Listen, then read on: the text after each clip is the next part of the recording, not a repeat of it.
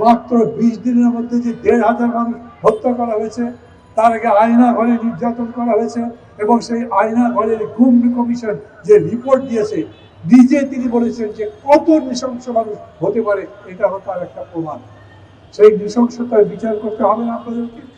এই নৃশংসতার বিচার করতে কত সময় লাগে? একটা কথা সব মানুষের মনের মধ্যে এখন, শেখ হাসিনার ফ্যাসিবাদের পতনের পর মানুষ একটা নিরাপদ দেশ চেয়েছিল, একটা দুশ্চিন্তাহীন জীবন চেয়েছিল। মানুষ মনে করেছিল যা কিছু ঘটবে এখন কোনোটাই তাদের কষ্টের কারণ হবে না। কিন্তু আপনারা দেখলেন যেরকম করে 14 গ্রামের মুক্তিযোদ্ধার অবমাননার ঘটনা ঘটল, এটা রীতিমতো একটা উদ্দেশ্য প্রণোদিত মুক্তিযুদ্ধকে হেয় করবার, মুক্তিযোদ্ধাদের অপমান করবার মতো কাজ করা হয়েছে।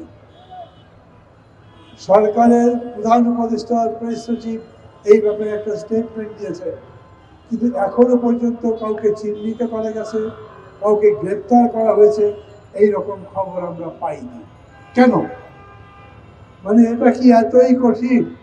যারা জুতার মালা পরিয়ে একজন মুক্তিযোদ্ধার এত বড় অবমাননা করলো, তাদের কোনো ভিডিও ফুটেজ নাই, মানুষের কাছে শুনলে জানা যায় না, এবং সেই জানা অনুযায়ী তৎপরতা করে এজেন্সি, ইন্টেলিজেন্সের লোকজন মানুষগুলোকে বার করতে পারতো না? আমি যদি এখন প্রশ্ন করি, ওরা বিবৃতি দিয়েই জিনিসটা শেষ করতে চায় সম্ভবত, না হলে এটা এখানে ঝুলে থাকতে পারতো না। দ্বিতীয় বিষয়, লঞ্চের মধ্যে যেরকম করে খুনের ঘটনা ঘটল, এবং যারা প্রত্যক্ষদর্শী ওই এলাকায় যারা থাকেন তাদের সঙ্গে কথাবার্তা বলেছেন, আপনারাও মানে মিডিয়ার লোক, অন্যান্য মানুষ, তারা বলেছেন এই ধরনের ডাকাতির ঘটনা অহরহ নদীর পক্ষে হয়ে যাচ্ছে। তার মানে আপনারা যতই বলেন আপনারা আগের পরিস্থিতি বদলে দিতে পেরেছেন, এরকম কিছু করেননি। নদীর মধ্যে লঞ্চ ডাকাতি, এইদিকে জিনিসপত্রের দাম হু করে বেড়ে যাওয়া, আমরা যতই বলি সেটা নিয়ন্ত্রণের কোনো ব্যবস্থা করতে পারেনি। মানুষ এখন প্রশ্ন করে, দেশের মধ্যে থেকে, দেশের বাইরে থেকে, ভাই হচ্ছে কি? এই সরকার কি পারবে? এই প্রশ্ন আমি ডক্টর ইউনূসের উদ্দেশ্যে করতে চাই। আপনি বক্তৃতার সময় খুব সুন্দর বলেন, খুবই মিষ্টি বলেন, কিন্তু কতখানি দৃঢ়তা নিয়ে বলেন সেইটা বুঝতে পারি না। আপনি যখন সম্ভাবনার কথা বলেন তখন সেটা কেবল সম্ভাবনাই থাকে। আপনি বলেন সামনের বছরের মধ্যে অথবা 26 সালের মাঝামাঝি সময়ে আমরা নির্বাচন দিতে পারবো বলে আশা করি, অথচ আপনাকে তো এই কথা বলতে হবে নির্বাচন কমিশনকে যে এত তারিখের মধ্যে নির্বাচনের তফসিল ঘোষণা করতে হবে, তারিখ নির্ধারণ করতে হবে। সেই রকম করে বলতে পারেন না কেন?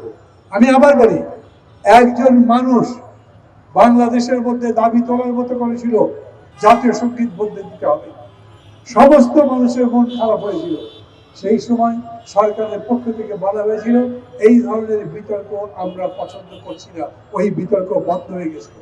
আজও আমি বলি, যারা অতীত ঘেটে ঘেটে কাদা খুঁচিয়ে খুঁচিয়ে আবার পুনর্বার জাগ্রত করবার চেষ্টা করছেন, তাদের সম্পর্কে এখনই সতর্ক বার্তা দেন। আপনি কার উপরে বাস করছেন তা জানেন না। এই যে সরকার, এই সরকার কি একটা সরকার নাকি সরকারের মধ্যে দুইটা সরকার? কারণ সরকারি উপদেষ্টাগুলো এক এক রকম কথা বলেন। সরকারি উপদেষ্টাদের মধ্যে বিশেষ করে যারা তরুণ আছেন, তারা সবসময় র্যাডিক্যাল কথা বলেন। তারা যে সমস্ত দাবি দেন সেই দাবিগুলোর প্রতি হয়তো মানুষের সমর্থন থাকে, কিন্তু সরকারের পক্ষ থেকে সেই ব্যাপারে কোনো উদ্যোগ গ্রহণ করা হয় না। একইভাবে বলি, যারা বলছেন আগে সংস্কার তারপরে নির্বাচন, আগে সংস্কার মানে কি বলেন? সংস্কার এত বড় একটা মহাযজ্ঞ, এই যে হত্যাকাণ্ড, গণহত্যা সংঘটিত হয়েছে, মাত্র 20 দিনের মধ্যে যে 1,500 মানুষ হত্যা করা হয়েছে, তার আগে আয়না ঘরে নির্যাতন করা হয়েছে, এবং সেই আয়না ঘরের গুম কমিশন যে রিপোর্ট দিয়েছে, নিজে তিনি বলেছেন যে কত নৃশংস মানুষ হতে পারে, এটা তার একটা প্রমাণ। সেই নৃশংসতার বিচার করতে হবে না আপনাদেরকে? এই নৃশংসতার বিচার করতে কত সময় লাগে? আপনারই সরকারের মধ্যে আছে যারা, তারা যখন দাবি করে তখন ডেকে বলতে পারেন না এই কথা এতখানি যৌক্তিক নয়। অথবা যেরকম করে প্রধান বিরোধী দল যদি এখন বলি, যদিও সরকারি বিরোধী দল পার্থক্য করতে চাই না, তারপরেও আমরা দেখছি শুরু থেকে আজ 4.5 মাস সময় পর্যন্ত এই সরকার রাজনৈতিক দলগুলোর সাথে কোনো সখ্যতা করবার চেষ্টা করেনি, তাদের সাথে কোনো সমঝোতা করবার চেষ্টা করেনি। আমরা আমাদের সংলাপের সময় তাদের কাছে বলে এসেছি, একদিন একটা বিরাট দলিল ধরিয়ে দিলেন আর তার উপরে রাজনৈতিক দলগুলোকে বক্তব্য রাখতে বললেন, তার মধ্যে দিয়ে কোনো মতেই জাতীয় ঐক্যমত্য প্রতিষ্ঠা হতে পারে না। জাতীয় ঐক্যমত্য একটা কমিশন করবেন বলেছেন, আপনি তার প্রধান হতে চেয়েছেন, কিন্তু আপনি প্রধান একা একা কারোর সাথে আজ পর্যন্ত কথা বলেননি। অন্যদের নিয়ে, রাজনীতি নিয়ে, সংস্কার নিয়ে, দেশের সংকট নিয়ে কথা বলেননি। হঠাৎ করে একদিন বসে একটা সারমন দিয়ে সব রাজনৈতিক দল একমত হয়ে যাবে, এইরকম কি কোনো সম্ভাবনা আছে? নাই বলেই বলি। দেশে যে সংকট একটার পর একটা বৃদ্ধি পাচ্ছে, যে সংকটগুলোকে কোনো অ্যাড্রেস করবার চেষ্টা করছেন না, তার সমাধান করবার চেষ্টা করছেন না, নিষ্পত্তি করবার চেষ্টা করছেন না, এটা দিনে দিনে বহু বাড়ি আছে জেলার মতো ব্যাপার হয়ে যাবে। আমরা উদ্বিগ্ন, সেই উদ্বেগ প্রকাশ করবার জন্য আসছি। আমরা আইন শৃঙ্খলার কোনো উন্নতি দেখি না, না হলে ওই 7 খুন যে নদীপক্ষে হলো সেই সম্পর্কে পরবর্তী কোনো রিপোর্ট পেয়েছেন? পাননি। যেরকম করে মা বোনের উপরে, দেশের মানুষের উপরে নির্যাতন চলছে, মামলাবাজি চলছে, চাঁদাবাজি চলছে, কোনো কিছু বন্ধ করতে পারেনি। কেন? আপনারা কোন জায়গায় দুর্বল? মনের দিক থেকে, শক্তির দিক থেকে, সংগঠনের দিক থেকে, প্রশাসনের দিক থেকে, কোন দিক থেকে আপনারা দুর্বল? আপনাদের কথাবার্তা শুনলে তো আপনাদেরকে দুর্বল মনে করবার মতো কোনো কারণ দেখি আমি। আপনাদের কথাই মনে হয় আপনারা শুধু স্বপ্নের কথা বলছেন, আর মানুষ এই স্বপ্ন নিয়ে এখন দুঃস্বপ্নের জাল বুনতে শুরু করে দিয়েছে। অতএব আমাদের পক্ষ থেকে আমরা খুব স্পষ্ট করে বলতে চাই, নতুন করে রাজনৈতিক দলগুলো আন্দোলনের আহ্বান যদি জানিয়ে দেয়, রাজপথে যদি মানুষ নামে, আপনার একটা পুলিশ নাই বিরোধী দল কোনো কর্মসূচি দিলে তার মোকাবেলা করতে পারে। আপনার পুলিশ বাহিনী এখন পর্যন্ত সক্রিয় নয়, আপনার প্রশাসন এখন পর্যন্ত আপনার কথা মতো চলে না, পুরা রাষ্ট্রযন্ত্রের উপরে আপনার কোনো নিয়ন্ত্রণই প্রতিষ্ঠা হয়নি। এই রকম একটা দুর্বল সরকার কিন্তু আমরা আগে দেখিনি। কেবল ব্যাপক জনসমর্থন আছে, আমিও সমর্থন করি। কেন? আমি চাই না আবার স্বৈরাচার তার মাথা ঢোকাবার সুযোগ পায়। আমি চাই না আবার সেই আগের দিনের ওই 53 বছরের যে বাংলাদেশ ছিল সেই বাংলাদেশ ফিরে আসুক। তাই আপনাদের উপরে আশা রাখতে চাই, কিন্তু আপনারা যদি সেই আশার গুড়ে বালি দিয়ে দেন তাহলে তো মানুষ তার বিপক্ষে দাঁড়াবেই। অতএব সাধু সাবধান, সময় থাকতে এখনই যদি এটা না পারেন তাহলে আর পারবেন না। 4.5 মাস যথেষ্ট সময়। নির্বাচনে যেরকম করে পথ নির্দেশিকা একটা দিয়েছেন, সব রাজনৈতিক দলগুলো পথ নকশা চেয়েছিল, কিন্তু পথ নকশা থেকে বলা গেল না যে ভাষণ তিনি দিয়েছিলেন তাতে বলে হলো যে একটা গাইডলাইন দিয়েছেন, সেই গাইডলাইন যে তারা বাস্তবায়ন করতে পারবেন সেই রকম কোন রকম উদ্যোগ এখন দেখা যাচ্ছে না।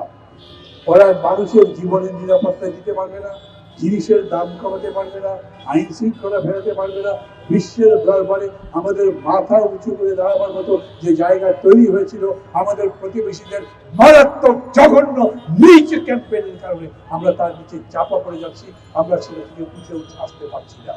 এখন পর্যন্ত বাংলাদেশের যে অসাম্প্রদায়িক ইমেজ সারা বিশ্বের বুকে আছে, সেই ইমেজের উপরে কালিমা লেপন করে যেরকম করে চেষ্টা করা হচ্ছে তার পাল্টা আমরা এই সরকারের কোনো শক্তিশালী পদক্ষেপ দেখছি না। এক কথাই বলতে পারি, রাষ্ট্র হিসেবে, রাষ্ট্র সরকার হিসেবে, সরকার পরিচালনার অংশ হিসেবে এই সরকার সাকসেসের রেট খুবই কম। তাই আমরা উদ্বিগ্ন। আমরা বলতে চাই, আমরা আপনাদেরকে সতর্ক করছি, আমরা আপনাদেরকে কোনো আলটিমেটাম দিচ্ছি না, আমরা আপনাদেরকে হুঁশিয়ার করছি, আমরা আপনাদেরকে কোনো হুমকি দিচ্ছি না, আমরা এখনো আপনাদের সহযোগী থাকতে চাই যদি আপনারা সহযোগিতার হাত বাড়িয়ে না দেন। আর যদি না দেন তাহলে ভবিষ্যতে যে পরিণতি হবে সারা বাংলাদেশের লোক সেভাবে ত্রুটি করবে। বিরাট বিরাট ইমেজ যে যারা দাঁড়িয়ে আছেন তাদের ইমেজ ওই দুর্গাপূজার পর যেরকম করে মূর্তিগুলোকে নদীর মধ্যে ডুবে দেয় এইরকম ডুবে দেওয়ার জায়গায় চলে যাবে। আমি বেশি কথা বলছি না, মানুষের মন দেখে, মানুষের কথা শুনে, তাদের দুশ্চিন্তা দেখে এই একই রকম জিনিস মনে করছি। শেষ কথা বলবো, সব রাজনৈতিক দলগুলোকে আমি বিবেকবান হতে বলি, বিবেচনাশীল হতে বলি। রাজনৈতিক দলগুলোকে বলি, আমাদের সামনে সবচেয়ে বড় প্রশ্ন, আমরা গণতান্ত্রিক বাংলাদেশ করতে চাই।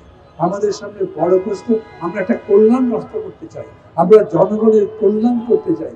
যেন তেন নির্বাচনের কথা আমরা বলছি না, কিন্তু আমরা একই সঙ্গে বলছি ঠিক মতো তৎপরতা চালালে যেই সময়সীমার কথা আপনারা বলছেন, হয়তো তার চাইতে আগে নির্বাচন দেওয়া সম্ভব। সেই কাজ করে আপনাদের সাফল্য কামনা করি। খোদা হাফেজ।